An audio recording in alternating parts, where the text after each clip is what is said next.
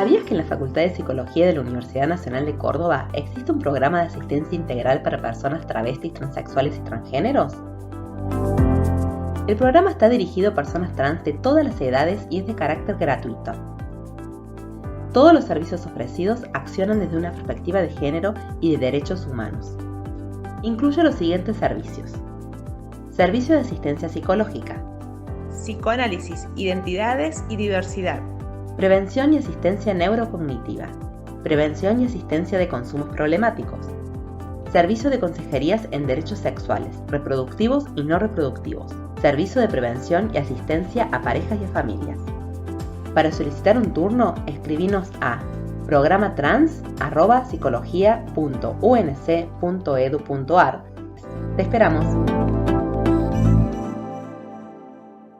17 de mayo, Día Nacional de Lucha contra la Discriminación por Orientación Sexual e Identidad de Género. A nivel internacional se conmemora que ese día, en el año 1990, la Organización Mundial de la Salud reconoció que la orientación sexual no debe ser vista como un trastorno ni como una enfermedad mental. En 2018, la transexualidad dejó de ser parte de ese listado. En nuestro país, en el año 2012, se aprobó el proyecto para instituir el 17 de mayo como Día Nacional de Lucha contra la Discriminación por Orientación Sexual e Identidad de Género. Todos estos cambios han sido impulsados por el activismo y los movimientos sociales y acompañado por el desarrollo teórico crítico de los estudios feministas. A pesar de que aún queda mucho por conquistar, el 17 de mayo es una fecha para reconocer, reivindicar y celebrar la diversidad y la disidencia de género como un derecho humano fundamental y como una riqueza para la sociedad en su conjunto. También para repudiar todo acto de discriminación, exclusión y violencias y exigir políticas públicas que garanticen la igualdad y la equidad.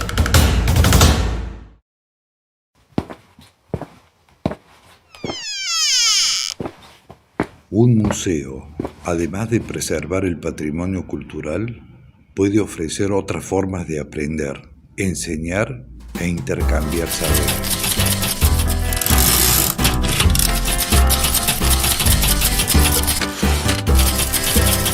No, ahora tengo que cambiar la hoja y hacer todo de nuevo.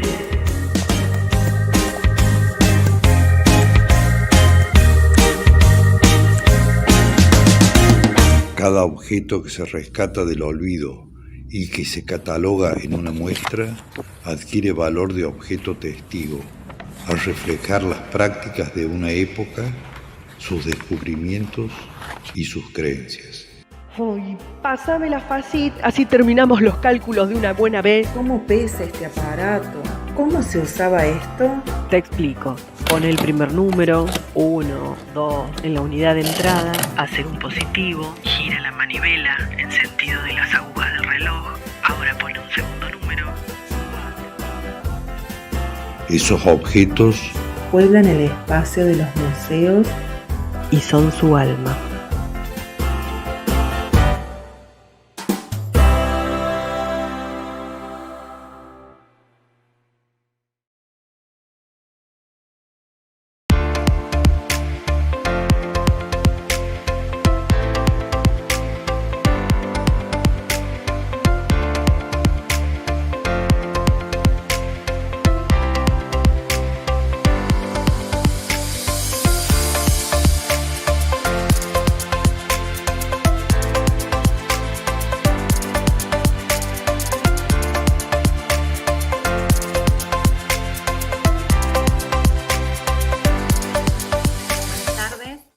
La bienvenida y agradecemos su participación en este conversatorio de hoy. En primer lugar, queremos agradecer al equipo del Seminario Lectivo Introducción a la Terapia Sexual con Perspectiva de Género, que nos acerca hoy la posibilidad de dialogar y conversar con el doctor Guillermo González, quien es abogado, fiscal del Poder Judicial de la provincia de Córdoba, quien seguramente nos va a acercar todos los debates necesarios para repensar la justicia desde una mirada de género. Silvia, te paso la palabra, quien es la coordinadora del seminario, y muchísimas gracias.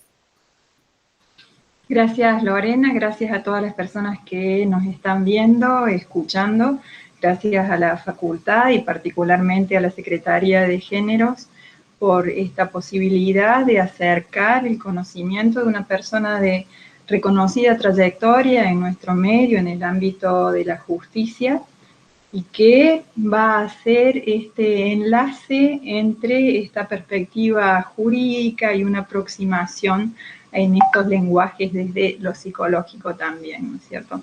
Así que bueno, muchísimas gracias al doctor Guillermo González también por acompañarnos, por compartir con nosotros, nosotras, sus saberes.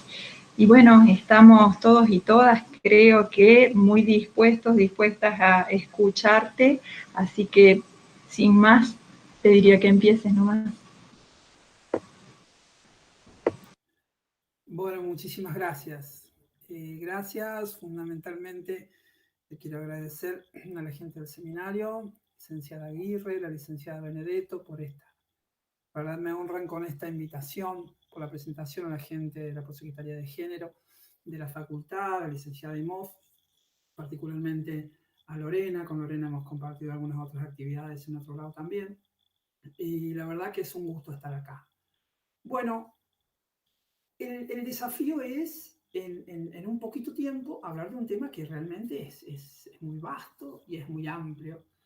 Yo voy a aprovechar que ustedes seguramente ya tienen algunos conocimientos en materia de género en general para tratar de traerlos y meterlos un poquito en este mundo de la justicia y en este mundo del derecho, hablando de conceptos muy básicos e intentando que sean lo más entendible posible, en rumbo a finalizar con el encuentro de las dos miradas, que particularmente para todas las transgresiones al género, para todas las violencias de género que existen, la sensación que da es que la aproximación a una solución o la aproximación a tratar de que esos derechos sean realmente efectivos parte de esta mirada en común y de unir la mirada de la psicología con la mirada del derecho. ¿Qué pasa? El patriarcado hizo las cosas terriblemente bien en su favor durante siglos. El patriarcado inventó la ciencia y le hizo decir a la ciencia lo que quería que dijera. Entonces fue entrando en el inconsciente de todas las personas que la realidad era de tal modo. Le hizo decir a la naturaleza lo que quería que la naturaleza dijera.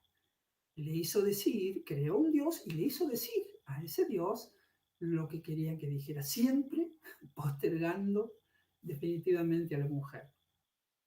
Entonces, ¿qué pasa? En algún momento también creó una figura nueva, que es la figura del Estado, y en todo momento hizo falta esta cuestión del derecho.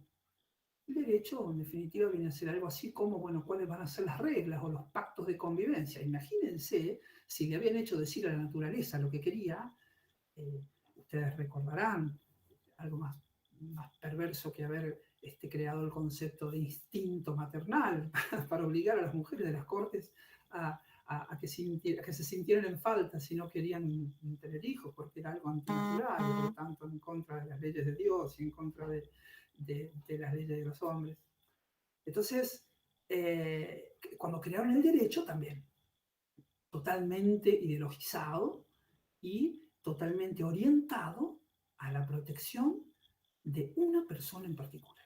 ¿Cuál era la característica? ¿Cuál era el estereotipo que vino a defender el derecho? Pero esto no fue solamente cuando se creó el derecho hace siglos. Estamos hablando que en el siglo pasado, los primeros tratados importantes a nivel internacional, hablar de derechos humanos, es la Declaración de los Derechos del Hombre, así se llama, del hombre.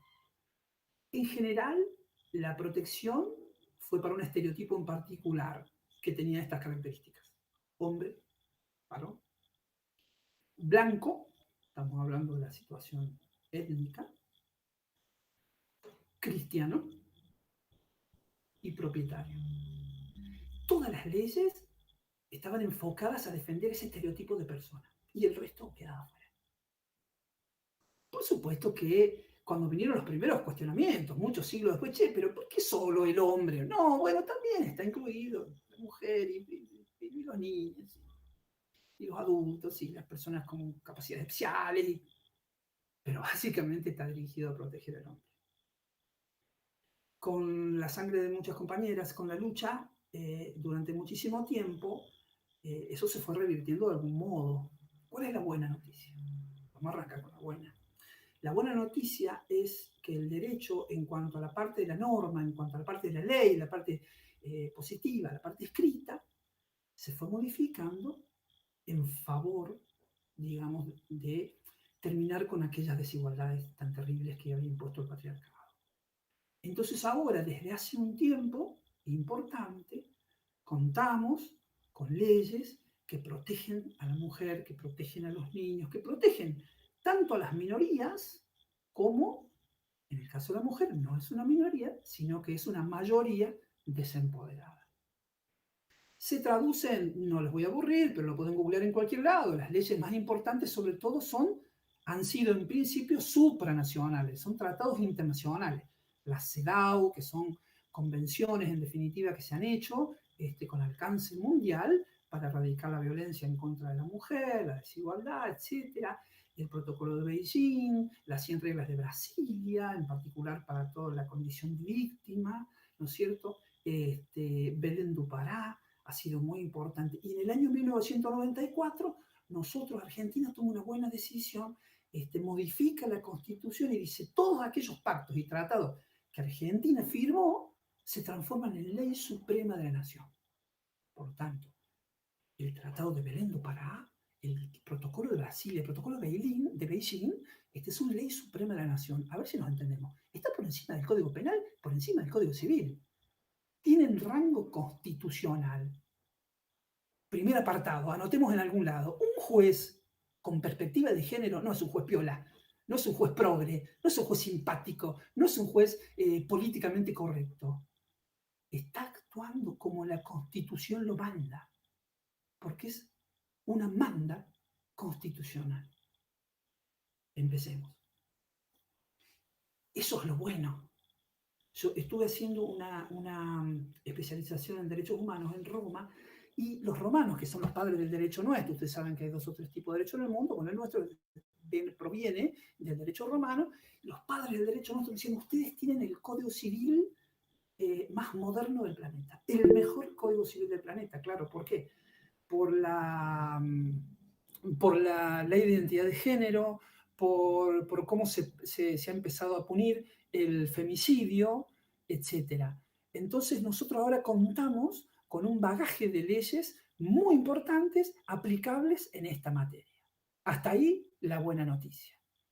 La no tan buena noticia es esta observación que tenemos que hacer de lo que yo llamo los 2 caminos, por un lado la ley y por otro lado la cultura. No van juntos, son asincrónicos.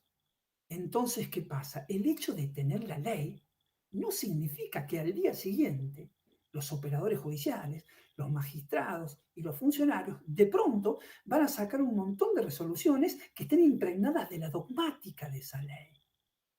Porque aún tienen que internalizar un montón de cosas. La ley va por un lado, la cultura va bastante más atrás en este caso.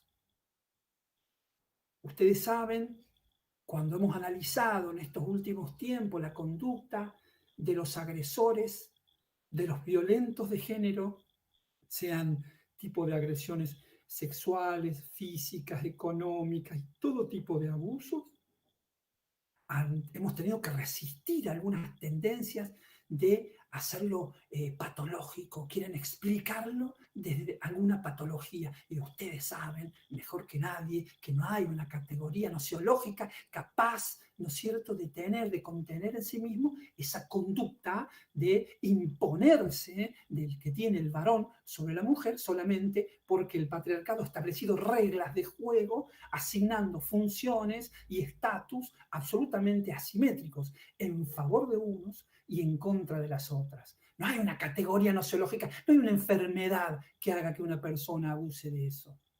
Son mandatos. Son estos mandatos culturales, son los mandatos de masculinidad de los que tanto estamos hablando.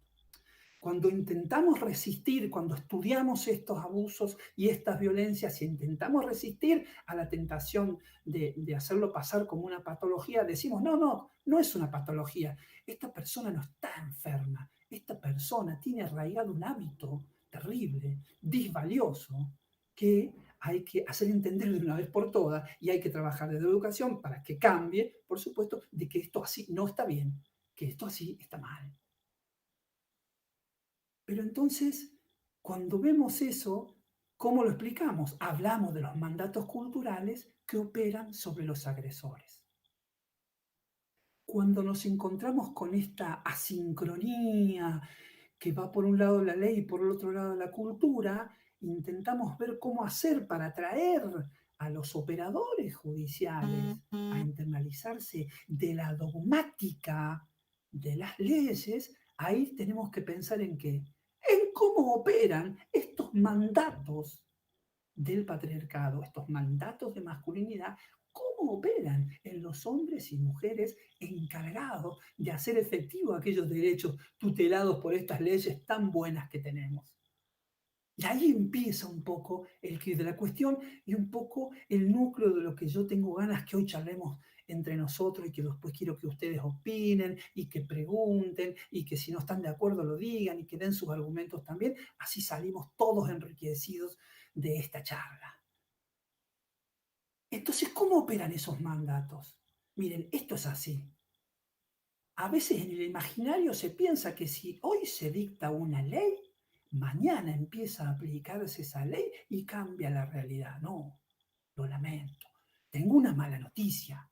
¿Por qué? Porque un juez, un operador judicial, un policía que toma una denuncia, como pasa en otras provincias, acá en Córdoba todas las denuncias son tomadas por personal judicial, por abogados, pero en general en la provincia, y ya hablaremos de algún caso, incluso algún caso paradigmático, como el caso de la negra Micaela García, y vamos a entender la importancia de lo que estoy hablando. Todos estos operadores, personal de la salud, que contiene, que recibe, que hace orientación, que hace primera escucha, que hace tratamiento, que trata con víctimas, ¿cómo están atravesadas estas personas por estos mismos mandatos? Que antes los estábamos mirando nada más que los agresores. Y ahora, ¿por qué no lo miramos en quienes estamos encargados? Y ahí sí me hago cargo de la parte que me corresponde, los que estamos encargados de después tratar de proteger esos derechos y de proteger a esas personas en cuanto víctimas y de tratar de hacer algo de justicia, que como ustedes bien lo saben, es una tendencia, no es una ciencia dura, científica, donde hacer justicia significa poner blanco sobre negro y hacer que 2 más 2 sea 4. Son tendencias. ¿Cómo se hace? Entonces empezamos a analizar esto que les decía de los mandatos, cómo operan los mandatos en los operadores judiciales. ¿Por qué es importante? Porque en el derecho no es solamente, porque a veces cuando hablamos de género se habla, por ejemplo, de los femicidios. Claro, el femicidio es la cara más terrible de la violencia de género. Es la cara más terrible. Pero ojo, que las violencias de género, las desigualdades, las asimetrías que son traídas en procesos para que después los jueces dicten resoluciones, son mucho más que esa. Esa es la más terrible, la que hace más ruido, la que nos fijamos siempre, la que llevamos los números, pero hay un montón de otras. Miren, habíamos dicho que el hombre por ahí inventó la figura del Estado, después inventó la figura de la economía y de cómo organizarse en la economía, después inventó el capitalismo. El capitalismo, como ustedes lo saben, un aliado maravilloso del patriarcado. ¿Qué pasó? Cuando hicieron la diferencia y repartieron roles, cualquiera que vio lo básico de género lo sabe, dijeron, bueno, el hombre, el varón se reservó para sí la actividad pública y la dejó a la mujer a la actividad privada en la casa. Pero después apareció el capitalismo y dice, oigan, necesitamos más gente en la fábrica, así que la mujer también va a venir. Claro que no era que la mujer también iba a venir y el hombre iba a hacer el trabajo de la casa. No, la mujer se iba a sumar al trabajo industrial y el hombre iba a seguir con la cosa pública. Entonces la mujer ahora tiene 2 trabajos que hacer. Hace el trabajo de la casa y además hace el trabajo de la fábrica. Les pregunto, en un juicio laboral, ¿puede ser lo mismo que el empleado despedido sea un varón o una mujer? No puede ser lo mismo. En el fuero de familia, donde se investigan específicamente y se trata de ver cómo funcionan estos vínculos, es lo mismo si consideramos las características fenomenológicas que parten de una mirada de género que otra mirada que no contenga esa perspectiva. Ni hablar en la parte penal, ni hablar en materias en la cual llega ya, acude a la justicia desempoderada, debilitada. Y acá surge otro tema. Acá surge el tema del garantismo. Yo me voy a animar a hablar de garantismo, que sería un concepto de filosofía jurídica. Y ustedes me van a decir, pero bueno, nosotros estamos en la salud mental, usted nos quiere hablar de filosofía jurídica.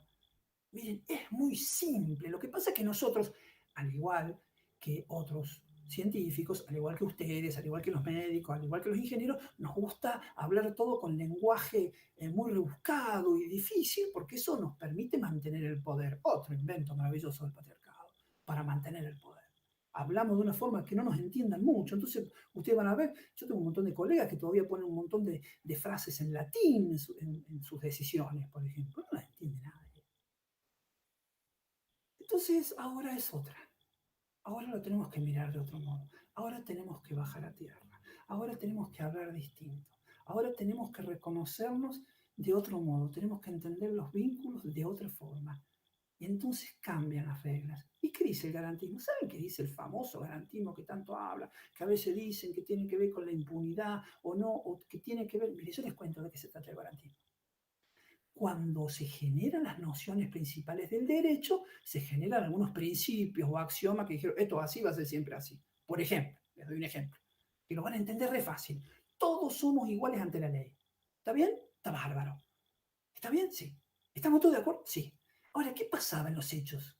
Todos somos iguales ante la ley, pero cuando uno va a reclamar un derecho y una de las partes es un obrero y la otra parte es una empresa multinacional, una de las partes es un ladrón de gallina y la otra parte es la estructura del Ministerio Público con 5.000 personas, presupuesto millonario, etc., ¿qué pasa? Hay una asimetría ahí.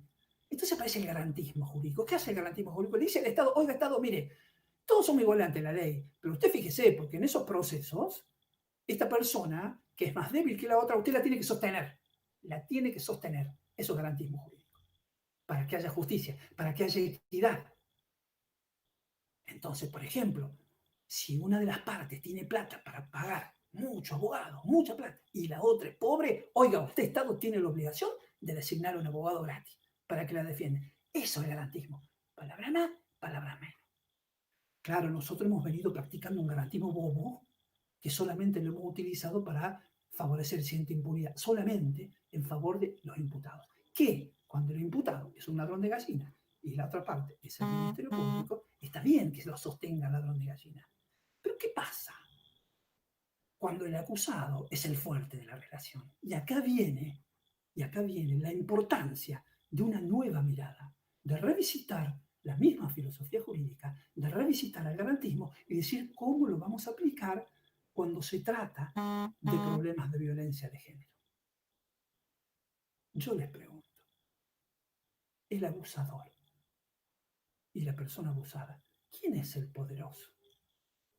Entonces, está claro quién es el poderoso. ¿A quién tiene que sostener el Estado? ¿A quién de los dos? Les doy un ejemplo. Las leyes de abusos sexuales, el abuso sexual de niñas, ustedes saben, y ustedes lo saben muy bien porque ustedes lo estudian, que a lo mejor a esa persona víctima que sufrió un abuso cuando era niña, le puede llegar a llevar 20 y pico de años o 30 años recién poder ponerlo en palabras, poder denunciarlo, poder armarse de nuevo de cómo lo han destruido cuando era una criatura, poder armarse de nuevo para poder pararse y denunciar y decir que le pasó tal cosa. Pero ¿qué pasa? Venía el garantismo tradicional y decía, no, pasó demasiado tiempo, por una cuestión de seguridad jurídica, el delito prescripto. Entonces no se lo puede perseguir porque este pobre tipo, sino cómo va a tener una causa abierta toda la vida sin certezas. Eso es injusto. Y la víctima.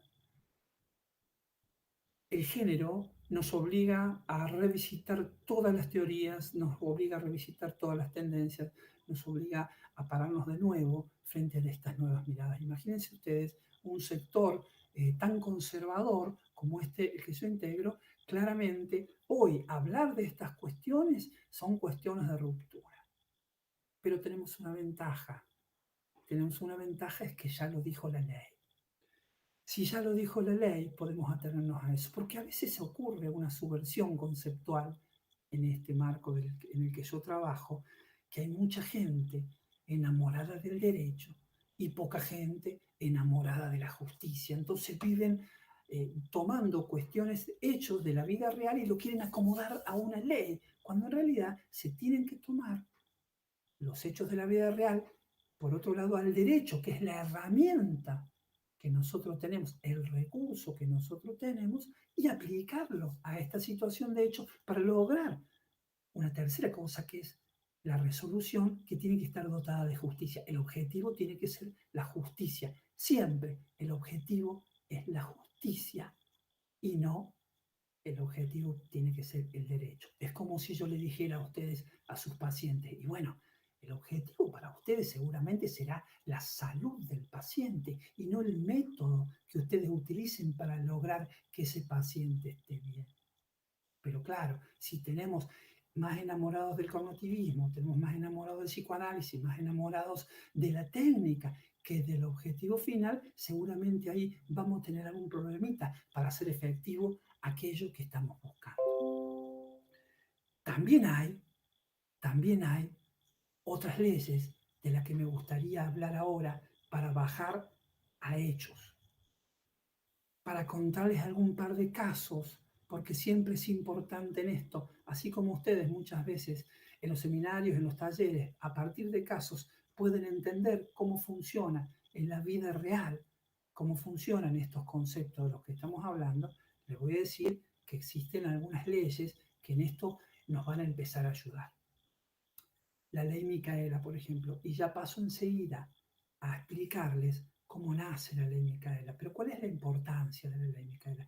La importancia de la ley Micaela es que obliga a todos los agentes del Estado, de todos los poderes, ejecutivo, legislativo, judicial, a todas las personas que trabajan en el Estado, a que reciban una formación en género.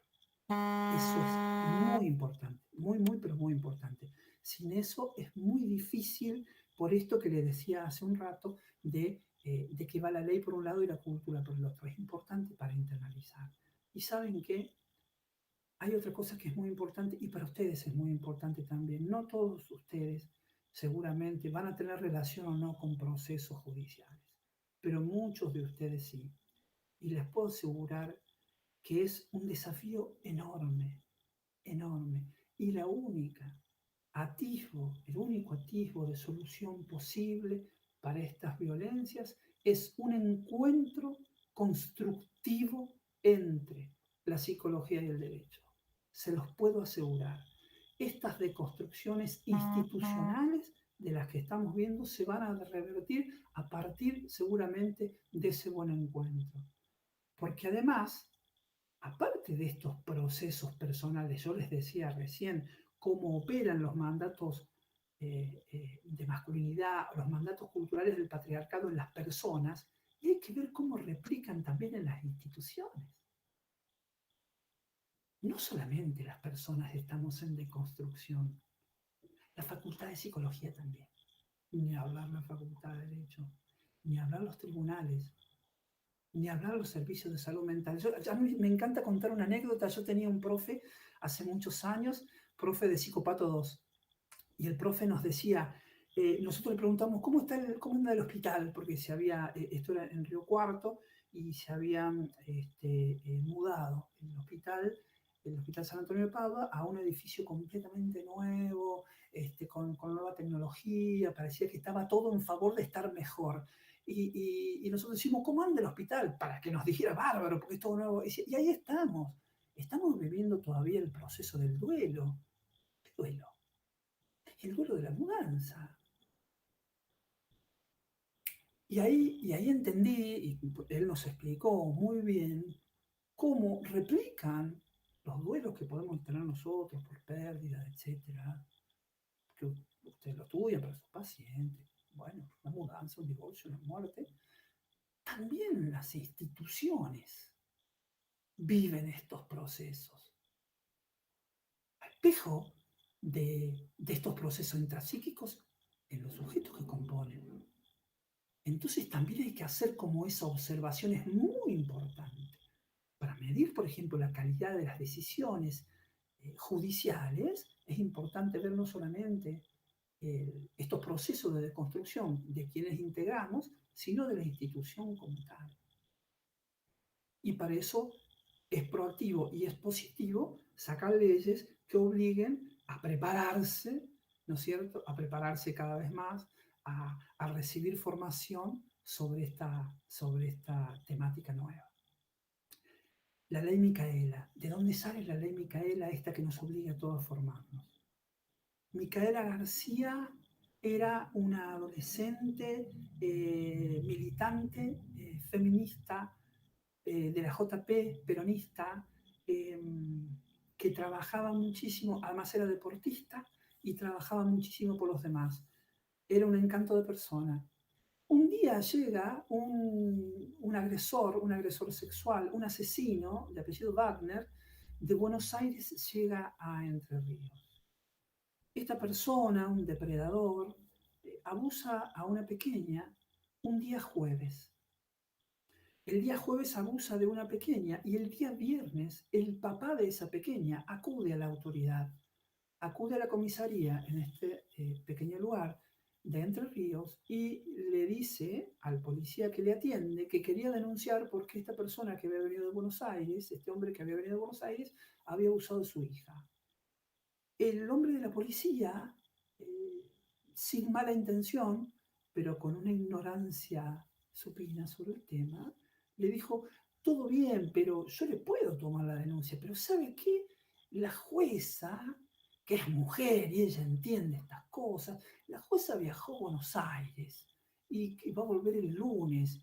¿Qué le parece a usted si hoy es viernes? Si usted espera la denuncia, la puede hacer el lunes y la toma ella. El padre dijo: bueno, espero, no veía que tuviera otra opción, dijo ese día viernes. El día sábado, Wagner atacó a Micaela, abusó de Micaela y la mató. Fíjense la importancia de la formación de todos los que integran la cadena de operadores, de personas que el Estado pone para tratar de dar solución o tipos de soluciones a los temas de la violencia de género. Por Micaela, por ella, se llama así esta ley y la que nos obliga a todos a estar preparados para esta materia. Y así como me gusta hablar de Micaela, que siempre siento que está presente en mis reuniones, también me gusta hablar de Azul. Azul Montoro era una chica trans. Me gusta hablar de esta causa porque en ella se pueden observar distintas miradas que tienen que ver con el género, que tienen que ver con el derecho, y porque es una causa en la que yo tuve la fortuna, la suerte, no porque yo lo haya buscado, de participar en esa causa y de promover cuestiones que después hicieron historia en el devenir judicial argentino y mundial. Porque se trata de estas figuras nuevas. Fabián Casiva llega en una moto una noche, a la zona del mercado de Abasto, aquí en la ciudad de Córdoba, con la supuesta intención de tener relaciones con personas que ejercían la prostitución en ese lugar, en su mayoría mujeres trans, y también había travestis. Ustedes saben que, una persona que se transviste es una persona que se identifica con el mismo género biológico que tiene, pero que se viste de otro modo. En cambio, una persona trans es la que se identifica, ¿no es cierto?, obviamente con un género distinto al asignado y al biológico. En este caso, Azul Montoro era una chica trans, bellísima, que ejercía la prostitución en ese lugar. Llega Casiva, empieza a hablar, se entrevista con varias chicas, al final se entrevista con ellas, se ponen de acuerdo y van a tener relaciones a un lugar, a la casa de una amiga de ella, Lara Godoy. Mi querida amiga Lara Godoy. Y en ese lugar después, este monstruo de Casiva la termina matando con 16 puñaladas a ella inclusive a una mascota que tenía ahí, y se escapa del lugar. Se escapa del lugar con algunas torpezas como llevarse el celular de la víctima, etc. La cuestión es que, bueno, yo estaba de turno ese día y en ese ámbito de actuación hicimos una rápida investigación con la policía, seguimos las coordenadas, seguimos el celular, más o menos pudimos ubicar dónde estaba. La cuestión es que horas después ya lo teníamos aprendido como supuesto autor de este hecho. Hasta ese momento y en principio no había sido necesario hacer ningún tipo de análisis respecto de la cuestión de género, no, era una persona que había sido asesinada, digamos, y que había que investigar qué era lo que había pasado, quién le había matado. Nada más. Pero ¿qué pasó? Al poco tiempo, al pasar unos pocos días, empezamos a investigar, a ver cuáles son las razones, a ver qué era lo que pasaba, y surgieron un par de situaciones. Primero, la víctima. Y acá esto es interesante desde el punto de vista jurídico, y a ustedes no les va a costar mucho entenderlo, porque acá hay dos cuestiones. Una cuestión novedosa del derecho civil y una cuestión también novedosa del derecho penal. Dos figuras que hace poco tiempo están actuando en el derecho argentino y acá actuaron las dos juntas. Nosotros tenemos desde el 2012 la Ley de Identidad de Género. El Código Civil nuevo del 2015 incorpora esa ley. Y entonces nos dice que el Estado, yo se los hago así para que ustedes lo entiendan, el Estado tiene que respetar a una persona del modo que esa persona se autoperciba en lo que hace al género, ¿no es cierto? Inclusive tiene la obligación, si esa persona lo quiere, de asignarle una nueva identidad en su documento, como era el caso de Azul, que ya tenía ese cambio hecho en el registro civil y tenía el documento que decía que era mujer. A lo que inmediatamente yo digo, bueno, acá tenemos víctima a una mujer. Eso a ustedes les puede parecer de sentido común y les puede parecer lógico y dicen, este tipo no descubrió América. Ustedes no saben lo que costó puertas para adentro decir que era mujer. Prestigiosos juristas locales tenían libros escritos en los que decía que no podía ser víctima de un femicidio una persona que hubiera nacido con atributos biológicos que no fueran de mujer. Lo tenían por escrito en libros. Vamos a ver otra cosa. ¿Por qué les cuento? Para que sea femicidio, no basta con que la víctima sea mujer. No es que cada vez que un varón mata a una mujer, comete un femicidio. Eso es un error que a veces se comete por no conocer bien cómo es el tema. No solamente la víctima tiene que ser mujer y el agresor tiene que ser varón, sino que tiene que mediar ahí una violencia de género en la parte subjetiva del autor. Él se tiene que considerar superior, tiene que haber una razón de género en el medio. Si, por ejemplo, la mata para robarle, no es un femicidio. Puede ser también una prisión perpetua, también es un delito gravísimo, puede ser un homicidio calificado que se llama, y ahí vienen las expresiones en latín que usamos nosotros para que nadie nos entienda, que se llama criminis causa, entonces también pues sería igual de grave, pero no es género, no es femicidio, la mató para robarle. Le podría haber matado a ella o podría haber matado a un varón, no importa, porque la idea era por la plata, la idea era por lo material, no por lo que es la persona, no por aprovecharse de aquellas reglas del patriarcado que lo ponían en esta situación de preeminencia. Entonces me pongo a investigar un poco la historia vital del agresor. ¿Con qué me encuentro? ¿Cuáles eran sus antecedentes?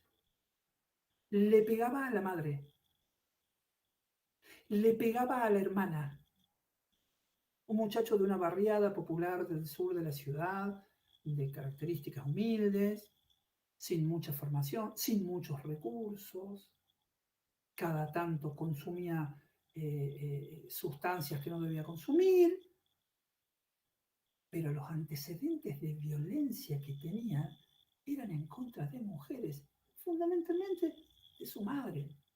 Bueno, no hay que leer mucho sobre el Edipo para entender que un varón que le pega, le pone la mano encima a su mamá, tiene un problemita con el género. porque no solamente la mamá es mujer, sino que es el símbolo de lo que es mujer para él, para la construcción de su subjetivismo. Entonces yo dije, 2 más 2, a mí me da 4. Azul era mujer y Casilda claramente tiene un problema de género. Entonces allí le imputé esta calificación de femicidio. El femicidio sería agravado por ser un femicidio, por ser una violencia de género, la desplegada para darle muerte a quien fuera una mujer. Después tuvo otros avatares la causa, que seguramente a ustedes les interesarían mucho porque tiene que ver con las pericias, ¿no? Él, en aquellas pericias anteriores que le habían hecho en las causas en las que había ejercido violencia sobre su madre y sobre su hermana, algunos peritos le habían hecho una pericia y habían dicho que no comprendía lo que hacía, lo habían declarado inimputable por cuestiones de consumo, etcétera. Por el momento, cuando mandamos a hacer la pericia en este caso, bueno, ya era distinto, ya no era un golpe al papá, perdón, un golpe a la mamá y a la hermana. En este caso se trataba de una persona muerta con 16 puñaladas. Y bueno, la pericia ya no se hizo en 2 o 3 días, la pericia duró meses, pero el primer resultado de la primera pericia fue el mismo, que era inimputable. Yo, cuando recibí ese resultado, a mí me hizo mucho ruido. Experiencia, yo tengo 30 años en tribunales. No es que yo me vaya a poner a la altura de los peritos, que saben muchísimo más que yo, pero a mí me hizo ruido a partir de cierta cuestión de sentido común. Y pedí hacer una nueva pericia. ¿Pero por qué hice una nueva pericia? Y cuando pedí hacer la nueva pericia, le dije a los nuevos peritos, oigan, yo no voy a hacer tantas pericias hasta que me digan lo que yo quiero escuchar. No se equivoquen. Pero hay algo de la pericia anterior, hecha por excelentes profesionales, a los cuales respeto mucho, cuyo resultado no me termina de coincidir con lo que yo por sentido común veo. A ver, les digo. Casilda llegó conduciendo una moto, totalmente en sus cabales. Se puso todo esto está probado en la causa, se puso a pelear precio con las compañeras de Azul. Ellas lo vieron, estoy hablando de chicas que trabajan en la calle, que tienen mucha cancha, mucha experiencia. Ninguna lo vio, no tenía litosis alcohólica, no tenía la mirada perdida, no tenía los ojos rojos, no se lo notaba intoxicado. Todo esto surge de la causa. Él elige ir con Azul. Hace lo que hace. El terrible hecho. Sale del lugar subrepticiamente, sin que nadie lo vea. Se sube a la moto, conduce la moto, llega hasta su casa, le comunica a su hermana que había cometido algo que estaba mal y que se iba a hacer pasar por loco. Se lo dice, le pide a la madre que le lave la ropa, esconde la moto con sangre y se va a merodear el querido hospital neuropsiquiátrico porque allí alguna vez lo habían llevado. En este plan de lo que él le había confesado a la hermana, todo esto surge en la causa, que se iba a hacer pasar por loco. Bueno, se hicieron nuevas pericias, es muy rico, pero nada más que excede por ahí este tratamiento, lo que estamos hablando ahora, pero no quiero que les pase inadvertido porque les puedo asegurar que precisamente, como les decía hace un rato, yo digo que en ese encuentro de esas 2 miradas está un poquito el rumbo o para dónde tenemos que ir para hacer efectivos estos derechos de las personas que sufren violencia de género. Les cuento rápidamente que, en definitiva, el juez de garantías acogió favorablemente la acusación mía, después fue la Cámara de Apelaciones, que se llama Cámara de Acusación, en el caso nuestro también confirmó, y después fue a juicio en una Cámara en lo criminal, y por suerte con jurado popular, que legitima mucho más la decisión, también estuvieron de acuerdo con aquella calificación jurídica que nosotros propugnamos, y lo terminaron condenando por homicidio calificado por femicidio, causa que cambió un poco la historia judicial porque nunca antes jamás se había condenado por femicidio por cuando hubieran matado a una persona que había nacido con atributos biológicos de varón. Reitero, de este encuentro, antes ustedes saben que antes que existiera la interdisciplina, Antes que existiera la interdisciplina, las miradas y las observaciones de los fenómenos eran muy básicas y muy lineales. A partir de la interdisciplina está muy bueno, o sea, creció esta posibilidad de enriquecer con miradas distintas. Bueno, ahora la interdisciplina también la estamos superando y estamos propiciando lo que se llama la transdisciplina. ¿Por qué? Miren, yo en este recorrido he aprendido que a veces cuando vos pedís opiniones de distintas miradas, de distintas formaciones, pasa así. Este es el fenómeno a observar. Y entonces viene el sociólogo opina, el antropólogo opina, el psicólogo opina, el psiquiatra opina, el médico opina, el abogado opina, el sociólogo. Y son todas opiniones, una arriba de la otra, pero que están en compartimentos estancos y miradas estancas. Entonces están analizando a Frankenstein. Y después cuando un juez, con un fiscal, como yo, que soy un burro, quiero tratar de resolver, y me es muy difícil. Nosotros propiciamos ahora, en este encuentro de miradas, la transdisciplina. ¿Qué es la transdisciplina? ¿Cuál es la diferencia con la interdisciplina? ¿Qué es transdisciplina? Acá nos sentamos todos, acá adentro, cerramos la puerta y hasta que nos sacamos un informe en común que realmente enlace las distintas miradas, de acá no nos vamos. Esa es la idea. Esa es la idea. Hacer conjugar. Porque en definitiva, si algo nos ha enseñado la vida, que distinto de lo que nos quería hacer creer el patriarcado utilizando la ciencia, si algo hemos aprendido es que la naturaleza es diversa. Si la naturaleza es diversa, los fenómenos lo son y la mirada también tiene que ser. Por eso tenemos que construir desde ese lugar.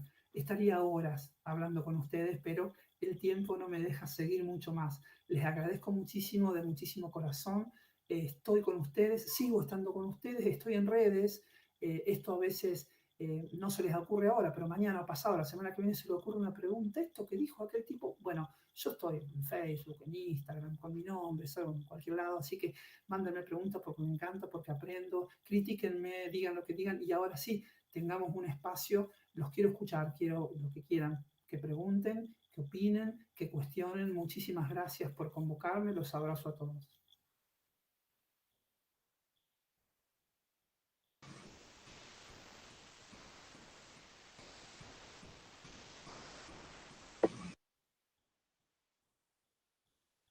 Muchas gracias, Guillermo, por tu participación. Ha sido muy interesante todo lo que nos has traído. Hay una pregunta en el chat en relación justamente a la ley Micaela, la cual comentaste su importancia, y nos preguntan justamente cómo es su aplicación en el ámbito judicial, ¿no? Ya que en muchos ámbitos se da únicamente un curso virtual, nos dice ahí el comentario, y le parece que no es suficiente. ¿Qué sabes vos? ¿Qué podés compartir de su aplicación de la ley Micaela en el ámbito judicial que tan importante resulta en nuestra sociedad? Sí, bueno, el problema que tenemos es como esta misma charla, que seguramente sería mucho más rica si estuviéramos más cerca. Está el problema de la pandemia. La ley Micaela es relativamente nueva y se ha puesto en marcha ahora. No tenemos otra opción que no sea la virtual por ahora. No hay otra opción. Pero es cierto que pues, gracias al trabajo de la vocal que ya desaparecida, la vocal Argibay Molina, de la Corte, la Oficina de la Mujer de la Corte Suprema de Justicia de la Nación ha ido bajando muchos cursos. Yo he sido replicador de esto mucho antes de que existiera la ley Micaela, y dentro del ámbito de tribunales yo he dado charlas cara a cara y hemos hablado mucho que estoy hablando hace 7, 8 años atrás, antes que existiera la ley Micaela, antes que fuera obligatorio. Hay una oficina de la mujer del Tribunal Superior de Justicia que también hace este tipo de actividades. Si la pregunta es si es suficiente, te aclaro que no. No es suficiente. ¿Por qué además? Porque además, hace poquito tuve una entrevista con quien va a ser, en estos tiempos va a ser mi superior inmediato. Han designado un fiscal general nuevo tuvimos una charla y en la cual me decía, Guillermo, me gustaría que vos estés a cargo un poquito de esta parte de la capacitación en género del Ministerio Público, y me dijo algo excelente que me gustó mucho. Me dice, pero no quiero que me des un curso, quiero que sea una cosa permanente, y está buenísimo. Creo que el rumbo es ese. Entonces, si vos me preguntás, si tuviéramos que hacer un diagnóstico, estamos en transición, falta muchísimo. Y la ley Micaela es maravillosa y es un motor, pero esto es un proceso. Es un proceso, como decía recién o intentaba explicar en la charla, son procesos de deconstrucción personales y también procesos institucionales. Esto va a llevar bastante tiempo, porque además, si ustedes piensen que es para todos los agentes del Estado, con las distintas formaciones que puede tener cada uno, y bueno, no es fácil y lleva mucho tiempo. Así es, Guillermo. Te traslado otro comentario que han escrito. Dice Patricia que tiene entendido que los integrantes de la Corte Suprema de Justicia de la Nación, hay alguien que se negó a recibir la capacitación que obliga, ¿no? La ley Micaela. ¿Cuál es tu opinión? ¿Qué sabes al respecto? Bueno, conocimiento no tengo, no lo sé. No lo sé si es cierto que eso pasó o no. Si me sorprende, no, tampoco me sorprende. Si me parece que está bien, no, está mal, está muy mal. Estamos trabajando en eso. Estamos trabajando en eso. Estamos deconstruyendo mandatos de siglos. Esto es muy fuerte lo que estamos haciendo. Es una ruptura muy grande y es un desafío muy grande a uno de los sectores más conservadores que puede tener una sociedad, que por cuestión de funcionamiento ni siquiera tendremos que decir que es tan malo que sea conservador, porque si la justicia dijera hoy una cosa y mañana otra, habría como cierto caos, ¿no es cierto? Entonces, cierta parte del conservadurismo está bien como una cosa funcional, pero que hay que derrumbar mandatos y mitos, sí, totalmente. De hecho, esa persona, si se niega claramente, no tiene idea, noción, ni siquiera de lo que dicen las propias leyes, y está en la Corte Suprema. Sí, está en la Corte Suprema. Sí, está ahí. También tenemos que desmitificar esto de que porque, a ver, ustedes lo saben mejor que nadie. Ustedes lo saben mejor que nadie. Porque díganme si una persona, porque tenga los conocimientos de la disciplina de la psicología, le garantiza que esa persona en sí mismo puede ser una persona que pueda tener todo ordenado y equilibrado en su vida. Claramente no, es su conocimiento. Y otra cosa es internalizar y otra cosa es cómo es esa persona. Pensar que todos los abogados o los jueces son justos es lo mismo que pensar que los médicos son sanos o algo por el estilo. No es así. No, tampoco quiero caer en la cuestión simplista y básica de casa, herrero, cuchillo y palo, porque no pasa por ahí, pero claramente no es lo mismo y sí lo explico más desde otro lugar, como les decía, de las deconstrucciones. Cuando yo hablo de estas personas que yo les decía que hacen esa subversión conceptual, que se atienen más al derecho que a la justicia, no lo hacen de mala intención. Les puedo asegurar que no. Es como que tienen arraigado que es eso. Tienen arraigado que trabajan para el derecho y no para la justicia. ¿Está mal lo que hacen? Sí, está mal. ¿Lo hacen de mala intención? No lo hacen de mala intención. Es muy difícil luchar contra estas cosas tan arraigadas. Pero bueno, eso lo hace más interesante al desafío. Así es. Te traslado otra pregunta de Tomás en este caso. Te preguntan si alguna vez escuchaste sobre el antipunitivismo, sobre el feminismo antipunitivista. ¿Qué opinas, no, sobre los colegas que solo piensan que la condena es el método para erradicar la violencia de género? Bueno, está muy bien. En el día de hoy, en el diario Comercio y Justicia, Marisa Herrera, la gran Marisa Herrera, una de las personas más formadas en derecho civil con perspectiva de género que existe en el país, habla precisamente de eso. En el día de hoy, mira qué interesante la pregunta de Tomás. Por supuesto, pero a ver, ¿por qué sobre todo estoy completamente de acuerdo que respecto de que el punitivismo sea solución? Salgámonos un instante, ya volvemos a género, salgamos un instante del género. El punitivismo nunca fue solución de nada. De nada. Nosotros, los que nos dedicamos al derecho penal, tenemos la deuda más grande con la sociedad que puede tener cualquier otra disciplina. Y digo disciplina porque claramente no somos ciencia, ¿no? Tenemos una deuda impresionante. Nosotros hemos ido sofisticando, ¿no es cierto? Y enmascarando una cuestión que no deja de ser la misma del comienzo, ojo por ojo, diente por diente. Entonces, por eso, inclusive, vos lo ves como mandato y vos lo ves internalizado en la gente cuando habla de justicia muchas veces piensa más en venganza que en justicia. Y eso es producido por el punitivismo. Durante muchísimos siglos, los fines de la pena eran el castigo. La Constitución dice otra cosa en Argentina, pero te puedo asegurar que la inmensa mayoría de los habitantes del país, por estas cuestiones culturales, tiene internalizado otra cosa. Y para ellos justicia es castigo. Entonces, claramente, y todavía no entré al tema género, Estoy hablando en general de una transgresión cualquiera, de una estafa, de un robo, de lo que sea, el simple hecho de mandar a la persona encerrarla o lo que fuera, no es solución de las cosas de fondo.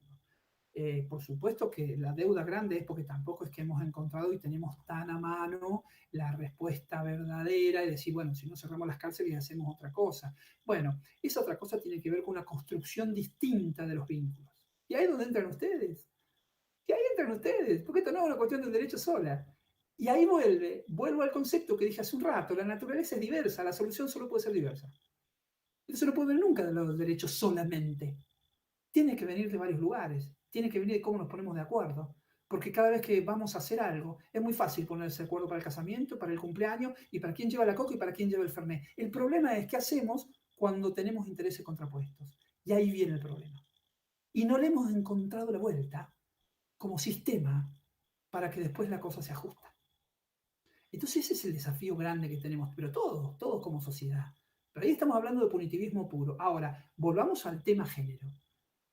El tema género es mucho más complejo, porque el tema género está presente en muchísimas cuestiones en las cuales no hay delito.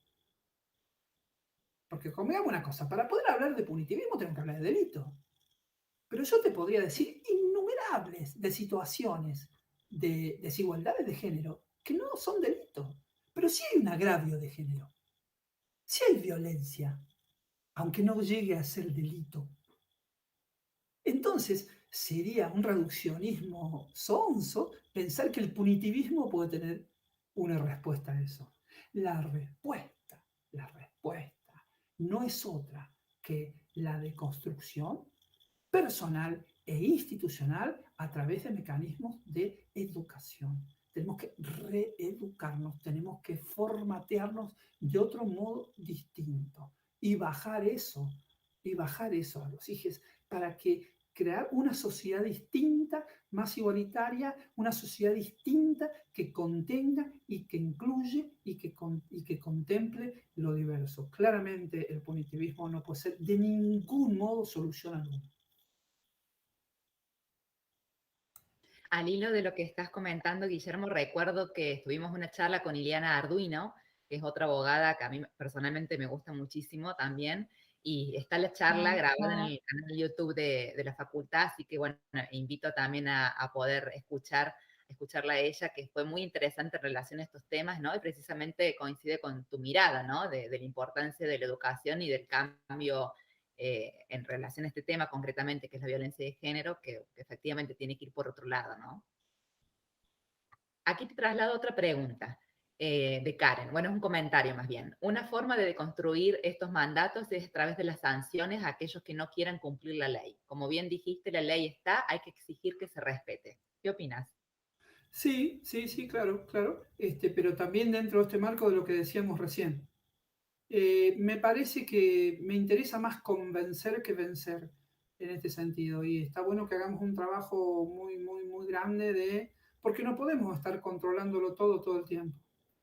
Y entonces me es más fácil tratar de, no digo sea más fácil, no es nada es fácil, pero digo, da la sensación que debería ser más efectivo convencer en este sentido que es necesario tener eso, que no hacerlo, porque incluso ustedes lo saben también porque trabajan en el ámbito académico también. Una persona puede venir, sentarse, escuchar una charla y estar completamente desconectado y no escuchar absolutamente nada. Y después tiene un certificado que estuvo en la charla y no lo escuchó. Entonces el trabajo es más arduo. Está bien, la ley es obligatoria y a todos hay que obligarlos a hacer el curso que haya que hacer, pero tratemos también de acompañar eso con el convencimiento, acompañemos eso con dos cosas, con el convencimiento y con el ejemplo. Con el ejemplo de todos los días, con el ejemplo de tus vínculos. Si yo hablo todo esto y hablo más o menos bonito en una charla y después en mi propio equipo de trabajo, yo no doy un ejemplo de esto y no va a servir mucho. Si yo después hago diferencias a la hora de asignar trabajos, o la cuestión que sea, por una cuestión de un sesgo discriminatorio de género, ¿de qué me sirve dar charlas? Entonces, es más complejo y es más completo. De todos modos, y siempre me gusta aclararlo, yo no quiero sonar que estoy en un lugar de superioridad o en un lugar de mayor deconstrucción que nadie, porque no lo estoy, porque todos los días de mi vida encuentro rasgos míos que tienen que ver con el machismo, porque no podría ser de otro modo, porque así fui educado, y todos los días encuentro en mí ese tipo de cosas. No es que si ustedes son psicólogos o estudiantes de psicología y me piden que venga a dar una charla de procesal penal, yo vengo de una clase magistral, me subo arriba del pony porque yo de esto sé y ustedes no saben. Cuando hablo de género no lo digo en ese sentido, no hablo desde ese lugar, porque yo, al igual que ustedes, es más, seguramente la gran mayoría de quienes me están escuchando son mucho menores que yo, así que deben estar mucho más avanzados que yo en este proceso de construcción. Quiero, por favor, que esto suene bien. Yo no me siento ni mejor, ni más desconstruido, ni que un colega, ni que ustedes, ni que nadie. Estoy en este aprendizaje y lucha constante en contra de mi propia educación. Guillermo, te traslado a la pregunta de Magdalena, que indaga sobre si es factible que en alguna instancia las fuerzas de seguridad del Estado sostengan intervenciones con perspectiva de género. ¿Cómo está la implementación de la ley en ese ámbito? Claro, a ver, si es factible, es obligatorio que así sea, es obligatorio que así sea. Es un combo, todo el Estado tiene que hacerlo, los alcanza la ley Micaela. Estuve hablando hace poquito con Liliana, el hecho que tengamos una jefa de mujer policía, caramba, es un avance, con todo lo que podamos decir, es un avance grande. Les voy a contar una cuestión. Me decía la jefa que ella le gustaría que yo le diera algunas charlas y me decía específicamente, pero que le hablara a las chicas, ¿no? Fíjate vos. Ahí se ve bien claro cómo la formación nos atraviesa, y más allá de que, por supuesto, muchos varones machistas, pero dice, ya me gustaría que hablaras con las chicas. Decía, porque se veía eso, ¿no? Por ejemplo, muchas chicas que llegaban hasta cierto lugar de la carrera y que ella las veía que tenían mucha capacidad para avanzar, ascender, ser comisarias, ¿verdad? Y que por su propia voluntad decían, no, bueno, eso es más por un hombre, yo no, porque los chicos, porque la casa, una cosa.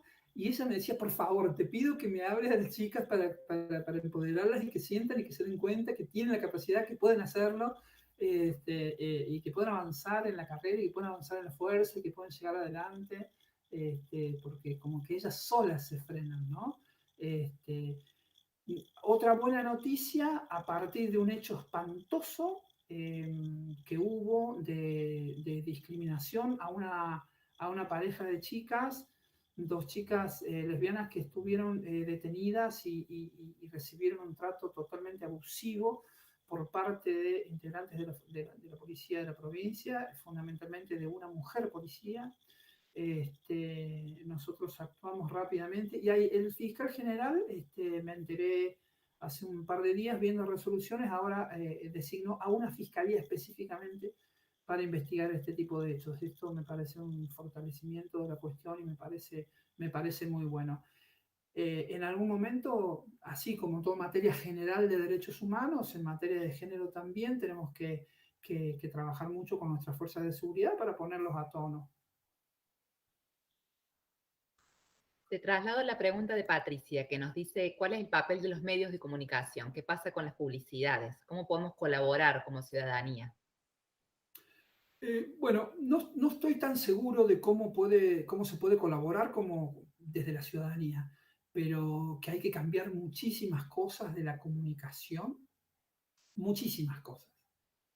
De la cosificación, por ejemplo, de la mujer en las publicidades, se viene hablando desde hace muchísimo y se advierten algunos cambios, de a poco, algunos cambios sutiles. Ustedes pueden ver ahora que aparecen modelos trans, aparecen algunos menos estereotipos, personas más que tienen una apariencia, si vos decís, menos marcada como antes, de algún estereotipo en particular de género. Hay algún avance con eso. Pero si me permiten disgregar un poquito el tema y llevarlo a algo que tiene que ver con lo que venimos hablando y a lo que yo me dedico, el tratamiento de los medios a los hechos de violencia de género es un tema terrible que tiene que estar en la agenda actualmente y que tiene que cambiar porque realmente vemos cosas espantosas todos los días, inclusive que van mucho más allá de los títulos que vemos que muchas veces son espantosos, ¿no? Cuando encuentran el cuerpo de un hombre y se lo mataron no sé quién, cuando encuentran una mujer aparece, ¿no? Como si fuera espontaneísmo.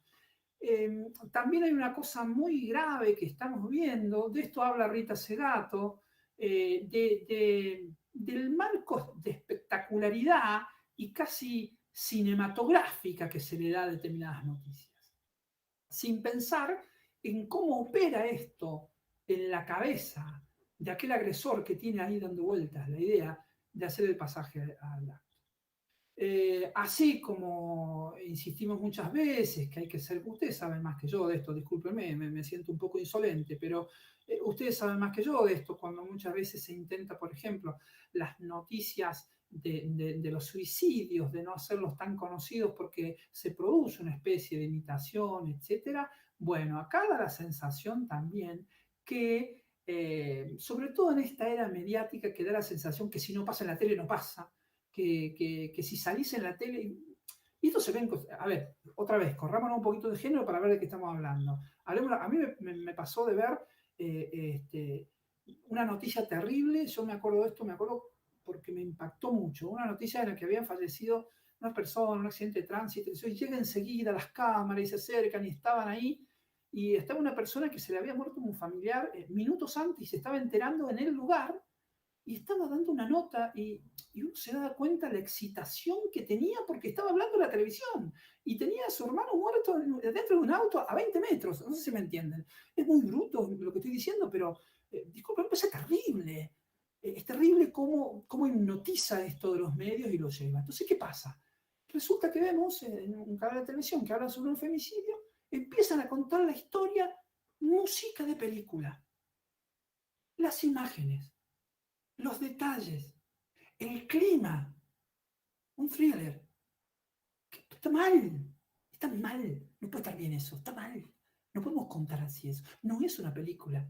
Esto no es ciencia ficción. No es fantasía, esto es realidad. Estamos contando algo muy crudo. Porque yo tengo la sensación, me puedo equivocar, pero pareciera que después hay algunos que dicen, yo quiero ser protagonista de esa película. Miren, les voy a contar algo. Estuve dando una charla, me impactó muchísimo. Estuve dando una charla en La Rioja. Viajé hace un tiempito atrás, antes que tuviéramos estas restricciones de nuevo. Y les cuento esto. A mí me impactó y a ustedes también. Un agresor le decía a su mujer, te voy a cagar matando, vos me vas a hacer famoso a mí. Vos me vas a hacer famoso a mí. Porque el tipo ya estaba pensando que si la mataba salía en la tele al día siguiente. En eso estaba pensando. Vos me vas a hacer famoso a mí. ¿Ustedes entienden? Yo hace 30 años que escucho amenazas. ¿Ustedes entienden lo que implica decir, vos me vas a hacer famoso a mí? Entonces, fíjense si no tenemos que revisar cuáles son los modos en los que comunicamos.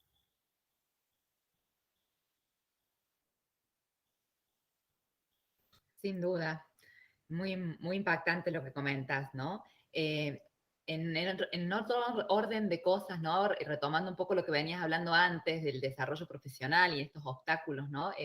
Carolina te pregunta si sabes qué pasó con el juez que quería pertenecer a la Corte Suprema y no conocía el concepto de techo de cristal. Y nos aclaran que es de la Patagonia esta persona, ¿no? Estaba concursando para un cargo de camarista en una provincia de la Patagonia. Sí, No sé si sabes. lo vi el video. Sí, lo vi el video. Se explica por sí mismo. Claramente lo han bochado y no podía hacerlo. Tenés dos vasos para mirar. A mí me gusta mirar el vaso lleno. Cuando yo rendí para fiscal en el Consejo de la Magistratura hace 8 o 9 años atrás, no me hicieron esa pregunta. Ojalá me lo hubieran hecho. Antes no se hacía esa pregunta, hoy se hace. Me parece bueno. Y él que siga estudiando y lo intente más adelante. Así es, Guillermo. Silvia, no sé si querés comentar algo, si tenés alguna pregunta para trasladarle a Guillermo. Bueno, me parece que es más como escuchándolo, ¿no? Escuchándote, Guillermo, nuevamente y una vez más, a mí me sigue sorprendiendo todo esto que tenemos tan incorporado y cómo eso que tenemos tan incorporado implica en la práctica tantos sufrimientos para tantas personas, ¿no? Yo cada vez que vos hablás y das un ejemplo, pensaba nuevamente eso, cuánto este sistema nos ocasiona sufrimientos, dolores, opresiones, tristezas, más allá del número de vidas, ¿no? También es el cómo se va desarrollando cada una de esas vidas. Y también pensaba en esto de lo obvio, ¿no? De cómo este sistema, que lo tenemos tan impreso, tan internalizado, como todo lo que es así, nos impide ver lo obvio y nos impide tomar esta distancia, que un poco lo que has estado haciendo, como poner enfrente esto que parece tan cotidiano dentro de un ámbito tan crucial como es el ámbito de la justicia y donde se tienen que definir tantas cuestiones, ¿no? Y cómo esto, en muchos casos, en ese ámbito y en tantos otros, sigue estando así como con esta imposibilidad de ser visto. Entonces, me parece que todo lo que has estado diciendo contribuye a esto de dejemos de que sea obvio, lo pongamos enfrente, lo volvamos a mirar, veamos qué hacemos con eso, cómo reflexionamos sobre esta cuestión, cómo nos corremos y queda esta idea de qué hacemos, ¿no? ¿Qué hacemos nosotros, nosotras desde este lugar, desde la psicología, desde la educación? Me parece que eso, bueno, vuelve por lo menos a mí a interrogarme. No sé qué se te ocurre a vos en relación a esto, Guillermo. Claro, se trata de correr velos. Se trata de correr velos. Creo que ese es el trabajo ahora. Se trata de correr velos que estuvieron puestos durante demasiado tiempo y mostrar las cosas más tal cual son. E insisto, en el encuentro de estas dos miradas, del derecho con la psicología, creo yo, puedo equivocarme, que está un poco el centro, el núcleo, porque todo parte de los vínculos, ¿no? Bueno, esa cosa por ahí medio lacaniana, de que todo se otrea, ¿no? Siempre pensándolo, por ahí yo lo pienso mucho desde ese lugar, siempre es el otro. Y me parece que a partir de ese respeto al otro y de ese encontrarnos con el otro y entender que todos lo somos y lo significamos por el otro, esto que nada se es, todo se otrea, viene desde ese lugar, ¿no? Si hay un relato fantástico es el del niño criado por los lobos. No existe ni por los lobos, ni por los monos, ni por nada, no hay forma. Porque la única forma de construir una subjetividad es en el vínculo con otro sujeto. La única forma. Entonces, en mi humilde opinión, ese es el punto, ese es el centro, y es una tarea titánica, porque se trata de abrir planes de acción en ese sentido, y les puedo asegurar que el trabajo, yo lo veo cotidianamente, el trabajo del encuentro de esos dos discursos, de estas dos disciplinas, para terminar poniéndose de acuerdo es muy difícil, es muy arduo y hay mucha resistencia de uno y otro lado, mucho más del lado nuestro, que tenemos además esa cosa también un poco asimétrica, ¿no? De pensarnos, ustedes saben cómo es el tema, ¿no? Estamos los médicos, los abogados, los ingenieros, después viene Dios y muchas veces, y mucho más abajo, recién aparecen ustedes y otros más. Entonces, esa deformación profesional tan terrible conspira con esto. Pero bueno, también son velos que hay que sacar y es lo que tenemos que construir. Les toca a ustedes, los que vienen. Sí, bueno, desde nuestro seminario intentamos hacer un aporte a esto, a la reflexión, a la crítica, a poder generar estos espacios, ¿no?, de diálogo, esto que vos hablás, ¿no?, de acercamiento a esta transdisciplina, ojalá que se pueda. Yo además creo que más allá de la reflexión sobre el género específicamente y la crítica al sistema que sostiene el género, también es importante lo que tiene que ver con la cuestión del sexo y la mirada del sexo específicamente, ¿no?, y el posicionamiento que el sexo tiene en esta sociedad fruto de todo ese sistema, pensándolo en lo que trabajamos en este seminario y dentro de esta facultad también. Así que creo que son las dos cosas en las cuales intentamos pensar, reflexionar y bueno, por mi parte agradecerte muchísimo, Guillermo, agradecer a la Secretaría de Géneros y a la facultad por poder pensar juntos, por poder escucharnos, de crear estos espacios, ¿no?, y poder seguir intercambiando. Así es, Silvia, y quiero trasladarte, Guillermo, los agradecimientos y los saludos que tenés en el chat de YouTube, que son muchísimos. Hay muchas gracias, que ha sido una charla muy inspiradora.